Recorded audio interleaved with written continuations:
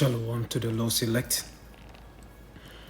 Let's begin this quick lesson. It's going to be very, very quick. This quick lesson by first and foremost giving honor and glory to the power of Abraham, Isaac, and Jacob, Yahawah, our Heavenly Father and His only begotten Son, our King, our Redeemer, Yahawashi. Let's give double honors to our head apostles, the elders, the bishops, from the great millstone that taught us this truth. And salutation, peace to the Lord's elect, starting with the 144,000, followed by the large multitude, men, women, children, pregnant women, whom the Lord, our King, our Redeemer, Yahawashi, is going to have mercy upon. And that day is fast approaching. And as you can see, these nations are finally realizing that indeed the self-proclaimed white man is the wicked. And that's right, the head of that tribe is Amalek. The small has the big nose. That's right, the one controlling the world. And everybody's rising up to it. You see, because this is the what? This is the end. This is the end as the Lord slowly takes away, the curses from us and put it on what? On Esau, Edom, self-proclaimed white men. You are witnessing it. Now they are openly crying on TikTok about how hard how hard life is getting. They haven't seen nothing yet. Esau, self-proclaimed white men, haven't seen nothing yet. You see, yes, we know that Israelites are among them, but majority of the seed of Esau, Edom, they are the one ruling right now. Okay? Yes, there is speckled birds among them. Israel going to come looking like all these nations. But yes, the nation that is ruling when Yahawashi shows up, that's why they are ruling right now. Their faces are on the currencies. That's right. They are ruling right now. But family, this gentleman here, he has a podcast called Middle Nation. I followed him. And he dropped some germ in this little podcast. It's only 7 minutes. I'm going to allow him to speak. I'm going to try my best not to interrupt him. Okay? But before we bring him on, I'm going to read Obadiah 1. Okay, Obadiah 1. The vision of Obadiah, that says the Lord Yahawah power. Concerning Edom, that's why self-proclaimed white man, Isaiah 63, Yahawashi, when he comes, he's going to visit what? The white man who is in power today. That's why, that's Edom. Okay, the Edomite, they are known as the Edomite. It said, thus says the Lord power concerning Edom. We have heard a rumor from the Lord, Yahawah. And an ambassador is sent among the heathen. Arise ye, and let us rise up against her in battle. Everybody's rising up against Esau, Edom. Self-proclaimed white men, particularly in the Levant, West Asia, aka Middle East. Everybody is rising. Even his own people are coming after him. You have Russia. That's right. And we know that at the end is Russia that's going to take down Babylon the Great, which is America. And we're going to continue to repeat it and repeat it and repeat it. So when it happens, our power, the power of Abraham, Isaac, and Jacob, Yahawah, Bahasham, Yahawashi, will get all the glory and the honor and the praise. And he's coming to put his fear back on this planet here. That is what is about to take place. So family, yes, let's read the next verse. It says here, behold, I have made thee small. That word small means insignificant. That's right. You are nobody. The Lord took the basis of men and put them, that's right, and clean him up, shave him up, put 3-piece suit on him. That's right. Now he think he's somebody. He says, behold, I have made thee small among the heathen. Thou art greatly despised. Despised. Let's look up that word despised. It says what? Feel contempt or deep repugnance. That's right. Contempt. Esau, Edom, self-proclaimed white man today, family, he is the most hated. Because why? He is the undisputed heavyweight champion of wickedness. Thou art greatly despised. And you're going to hear from this man here. I can't remember his name right now. If I remember, I'll put it in the comment box. But family, let's allow him to speak. It's 7 minutes. I'm actually going to allow him to speak. I'll try my best not to interrupt. And then I'll bring the precepts out. To give honor and glory to our power, the power of Abraham, Isaac, and Jacob, Yahawah, Bahasham, Yahawashi, Bahasham, Qadash. And when it's all said and done, beloved, I hope you were edified. Let's go. Of genocidal violence under the pretext of trying to eliminate Hamas. Now you have Israeli officials who are saying that Hamas is actually an ideology and therefore cannot be eliminated. But it isn't true. It's not true that you can't eliminate Hamas. Of course you can. Of course Hamas can be eliminated. And in fact, it's quite straightforward. It's very straightforward how to eliminate Hamas, and everyone knows it. When they talk about how it is not practically feasible to eliminate Hamas, the part that they're not saying is that it is not feasible to eliminate Hamas while maintaining the occupation. Because ending the occupation would end Hamas. It's incredibly simple. It's very straightforward. If you want to end resistance against occupation, end the occupation. This is not a complicated puzzle. You know, family, I said it. I promised I wasn't going to, but family, the precept just pops in my head. Let's go quickly, okay? Quickly, and then we're going to let's go to Ezekiel, right? Ezekiel 38. You see, so you know that everything that is happening, it is the Lord that ordained it. That land indeed has to be with the nations that are under. It's Ezekiel 36:5. Or it's 6. Prophecy against Mount Seir. No, I think it's which verse is this? Let's go to the next chapter.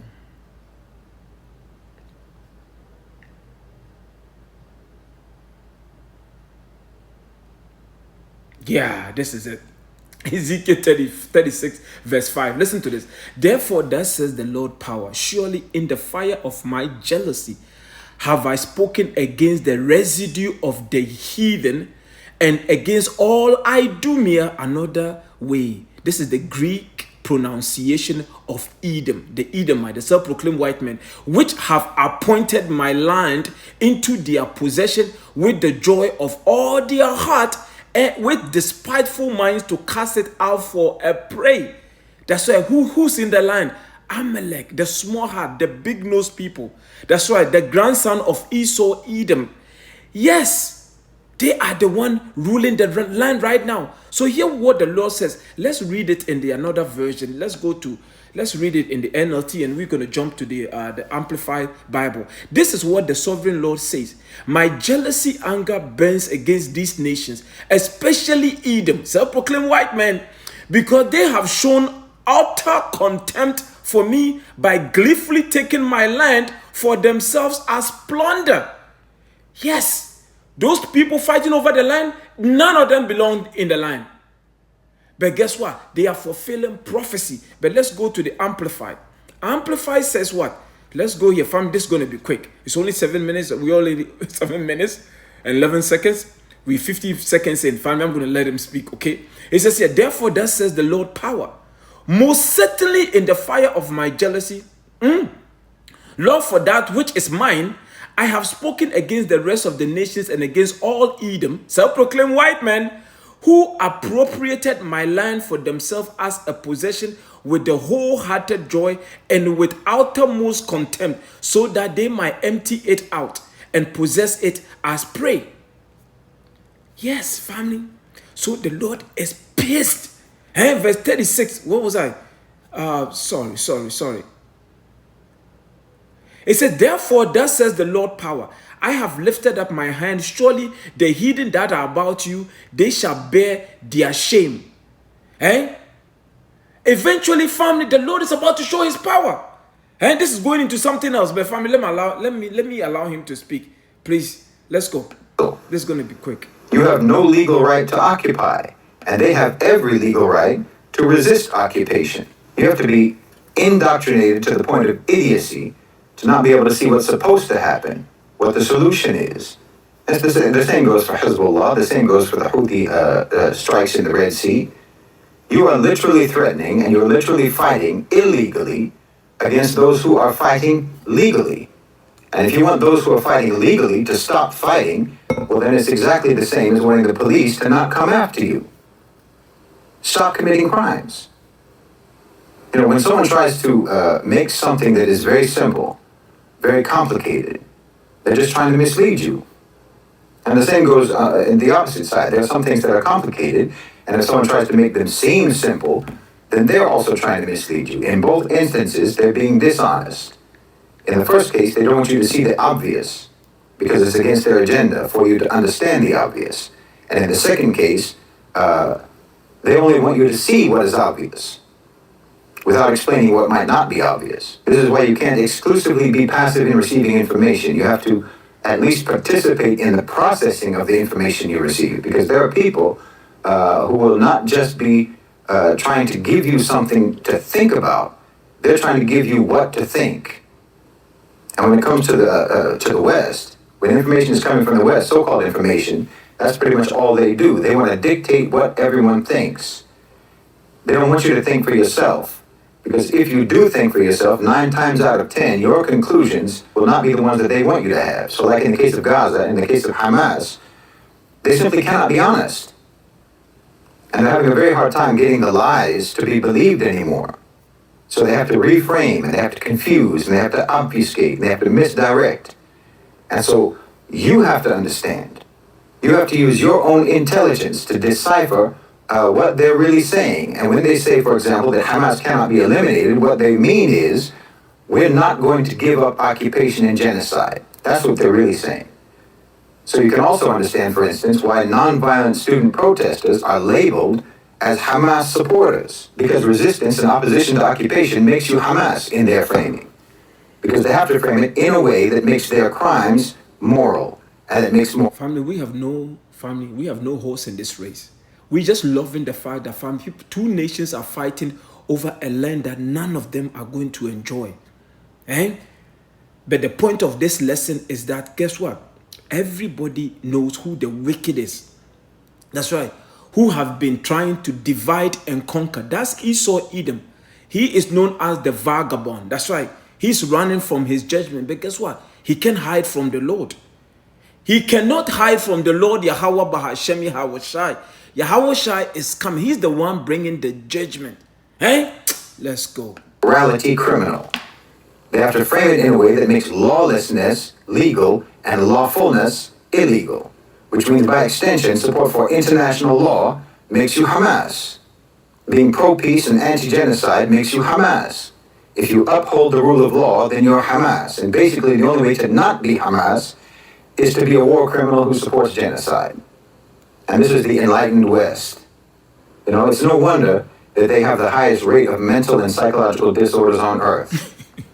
Because that society is absolutely sadistic towards the mental health of their own people, towards the collective cognition of their own people. You have the villain role in the story of the world, but you see yourself as the hero. Family, that is biblical. The villain role. Jacob have I loved, Esau have I hated. You see the movie? It says the Lord says he gave him what? Revelation 6:4. Let me go there quickly.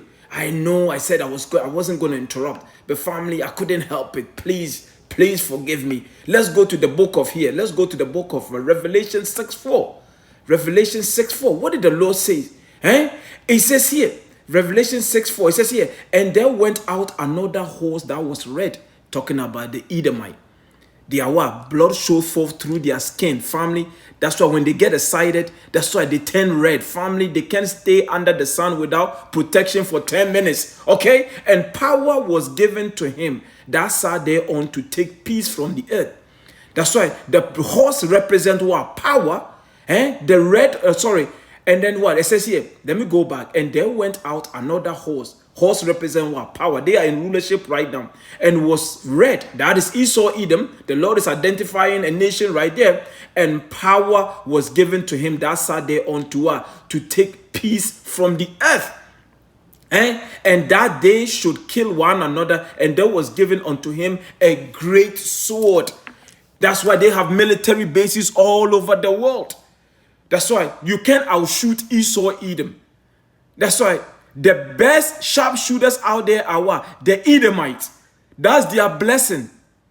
You see, this Bible here, family, no other book can be compared to the word of the Lord.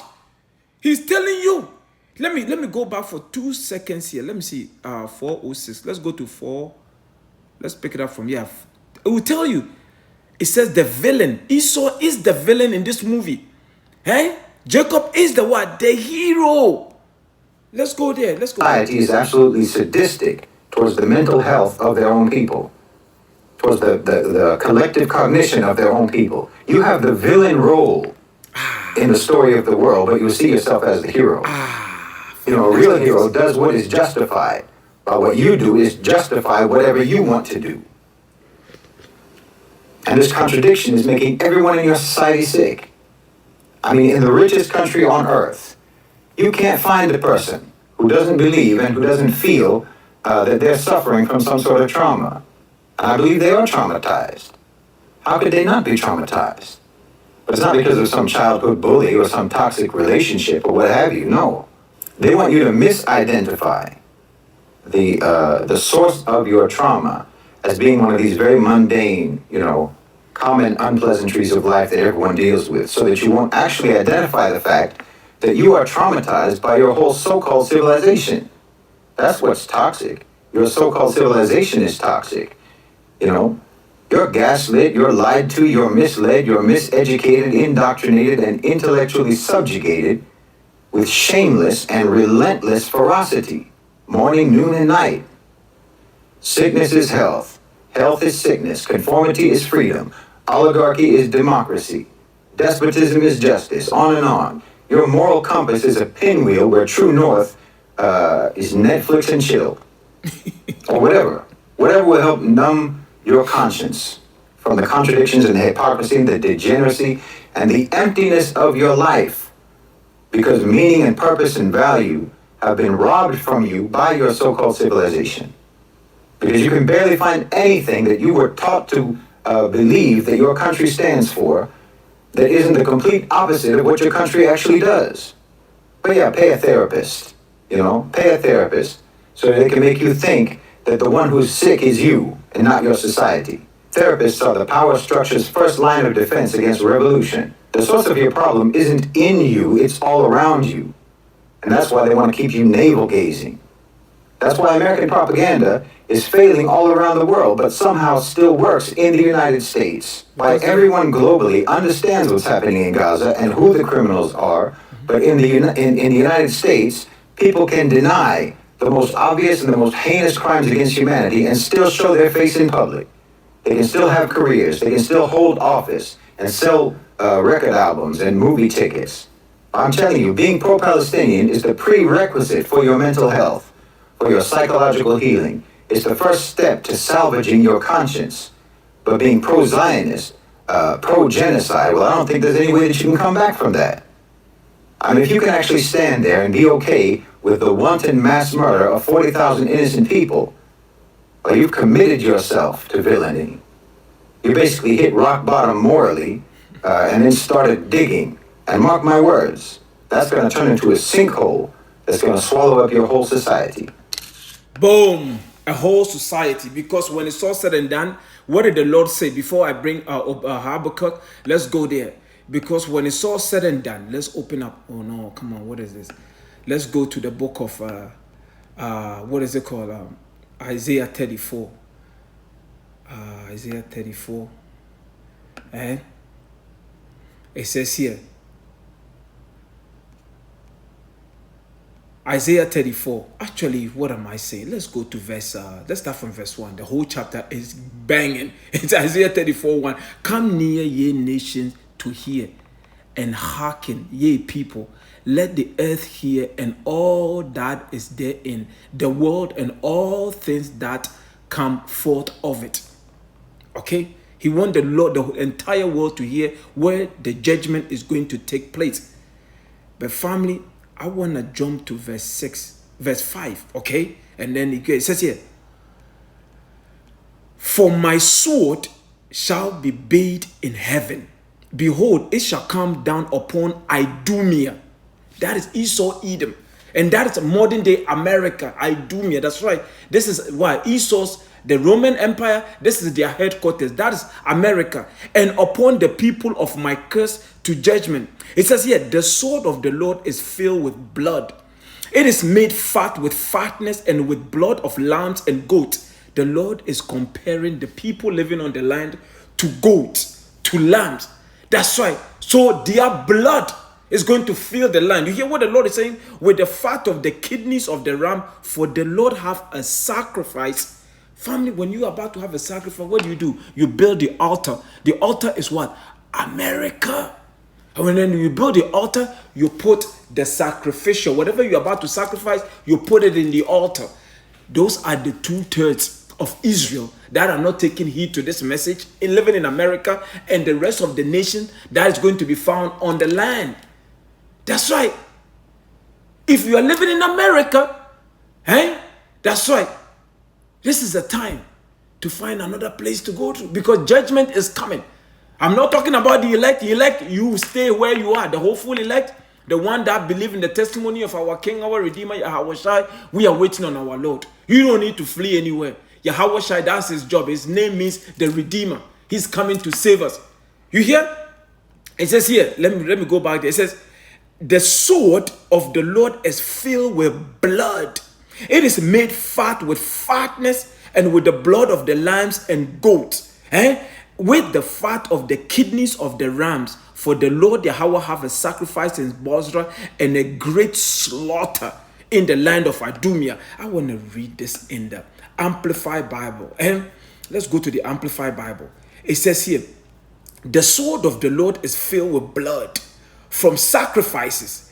It drips with fat, with the blood of the lambs and goats, with the fat of the kidneys of ram. For the Lord Yahawah has a sacrifice in Bozrah, Edom, capital city, which is what? America, and a great slaughter in the land of Edom.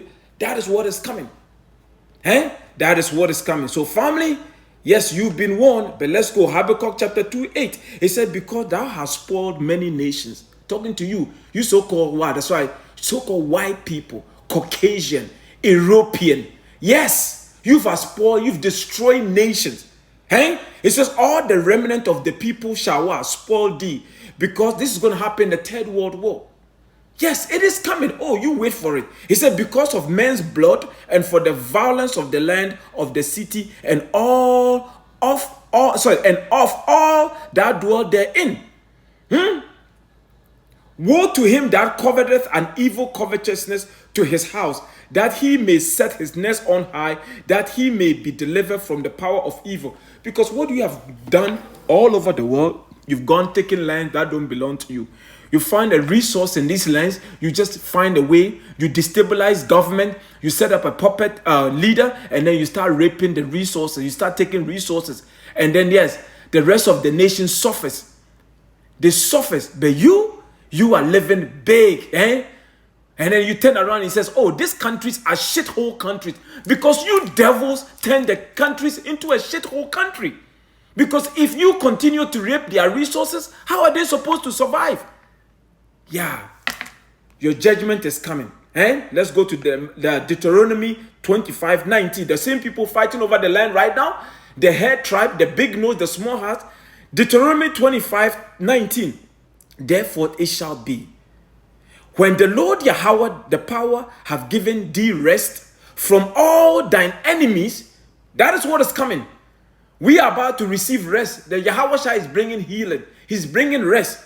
This is what is it called? Our beloved leader, Moses, before he gave up the spirit, this is what he was telling us. That's right. This is prophecy. Listen to this. It says, in the land which the Lord thy power giveth thee for an inheritance to possess it, that thou shalt blot out the remembrance of Amalek from under the heaven. Thou shalt not forget it. Because they are the first nation that fought against us when we left Egypt. Yeah, and they are back in their lot. So yeah, the small heart, they're going to be done away with. Obadiah 1:18 also reminded us. Yeah, so this is what is coming. But let's finish up here. Let's finish up here. Family, this is it. Ecclesiasticus 10:8, also known as Sirach. Because of unrighteous dealings, injuries and riches got by deceit. All your riches, that's why you didn't work hard for it. You pillage, you rape, you steal. Yes. Because of that, the kingdom is translated from one people to another. The Lord is about to take the kingdom from you and give it to his son, our King, our Redeemer, Yahawashi, and the Israelite, the so-called Negroes, Latinos, African Americans, Native Americans, Native Indians. Yes, the slaves are going to become the slave masters. That is what is coming. Shalom. All praises, honor, glory to the power of Abraham, Isaac and Jacob, Yahawah, Bahasham, Yahawashi, Bahasham, Rawchaa, Qadash. Shalom, beloved.